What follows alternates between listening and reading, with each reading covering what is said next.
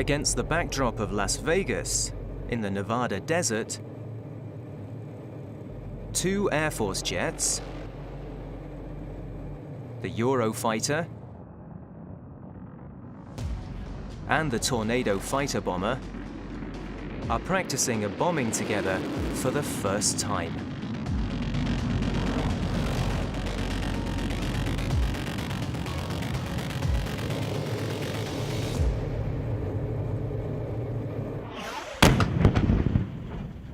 It's a big exercise with well over 5,000 men on the ground, and we're excited about what's going on down there, and it's all relatively dynamic, I would say.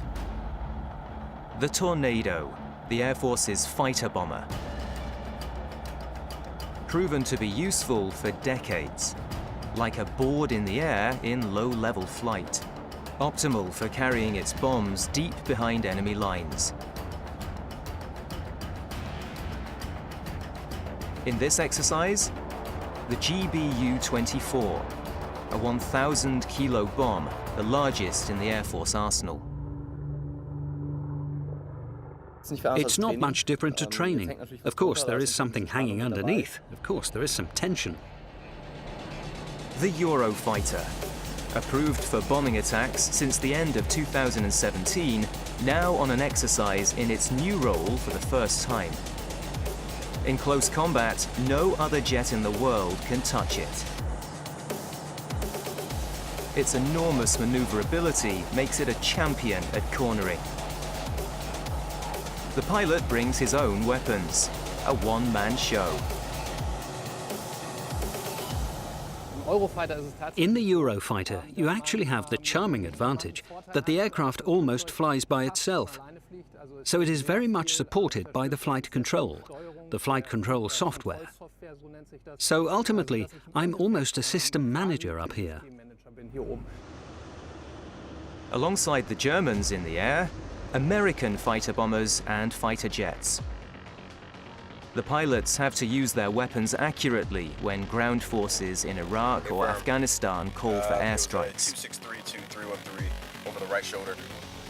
So Green Flag's all about providing advanced, realistic, and relevant training to U.S. and coalition warfighters before they go downrange and deploy. This is one of the few chances that pilots get to actually do a close air support mission in support of a real brigade combat team. Above the target area, the weapons system officer checks the attack parameters one last time. The Tornadoes drop their payload, 4 series 1,000-kilo bombs. Taking formation, the attack begins.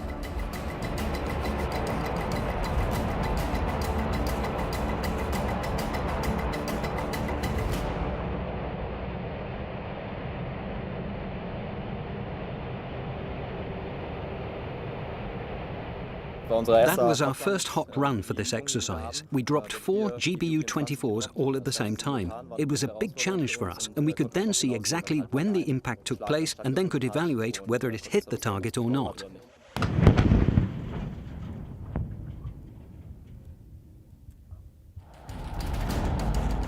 The first Eurofighter formation attacks with the GBU-48. The 500-kilo bomb finds its destination via GPS.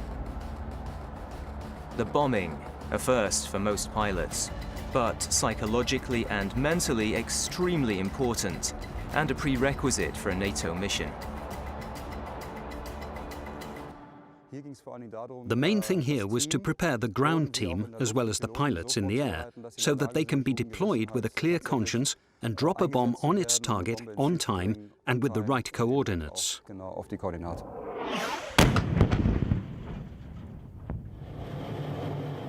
Nose down, next attack. In 3 bursts, the pilot empties the cannon's magazine. 150 rounds find their target. But the Eurofighter is also criticized for its lack of operational readiness. Well, we can't talk about that. So we have flown almost 200 hours here, around 130 sorties. This is really top class, with 7 machines in 2.5 weeks, and you can see that it works. Conclusion from the exercise in Las Vegas. The Air Force is demonstrating with Tornadoes and Eurofighters its extended operational readiness in terms of air-to-ground attack.